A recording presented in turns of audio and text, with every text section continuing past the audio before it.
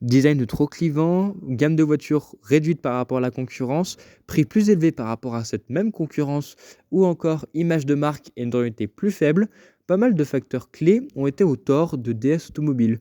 Pour autant, la marque française Premium ne se laisse pas abattre et propose de nouveaux modèles à l'image de cette nouvelle voiture à mi-chemin entre berline classique, berline coupée et SUV, la DS numéro 8. Sur le plan du design, DS arrive encore à se démarquer par rapport à la concurrence allemande et rompt totalement aux codes habituels. Ça commence tout d'abord avec cette énorme calandre qui peut être lumineuse en option, intégrant une calandre lumineuse et un logo également éclairé, un logo plus aplati par rapport au logo d'origine de DS Automobile. On retrouve également des projecteurs relativement fins et à l'arrière, on note d'inédites barres de LED verticales qui intègrent les clignotants et on retrouve toujours la fameuse signature lumineuse en forme d'écaille, rappelant de manière furieuse le DS7 Crossback lors de sa sortie en 2018.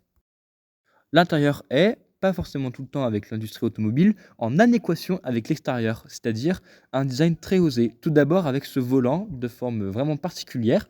Alors, on aime ou on n'aime pas. Personnellement, je ne suis pas fan, mais je sais que certains de mon entourage l'aiment bien, donc chacun ses goûts. On retrouve également cette énorme instrumentation numérique de 12 pouces, ça rompt facilement avec les anciennes instrumentations de chez DS, qui peut être complétée par un affichage tête haute de même dimension, de 12,3 pouces. Et on retrouve également cet énorme écran central de 16 pouces, utilisant une nouvelle génération de systèmes d'infodivertissement, un nouveau hardware, qui s'avère être plus réactif que précédemment. On a également de nouveaux graphismes. Petite originalité également avec l'instrumentation numérique qui est animée avec ces petits dessins de fût. C'est très agréable à voir, l'effet est vraiment réussi. L'instrumentation est très lisible également, malgré la forme particulière du volant. La qualité des matériaux, on est dans une marque premium, c'est pas toujours forcément meilleur, mais là, clairement DS, vraiment dans le haut du panier, avec vraiment des matériaux d'excellente qualité. On a du métal, on a des plastiques moussés, du cuir. Vraiment, cette DS numéro 8 est impressionnante de l'intérieur.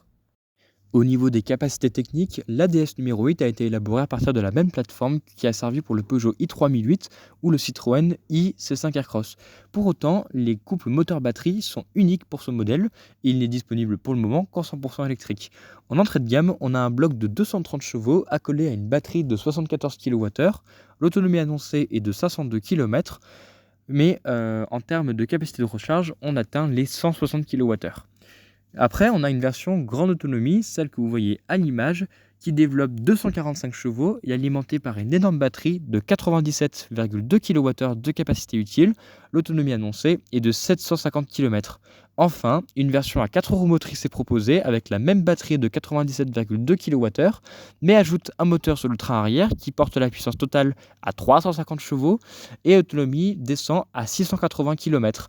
Au niveau des tarifs, deux finitions seulement sont proposées, Palace et Étoile, pour les tarifs allant de 59 200 à 74 600 euros.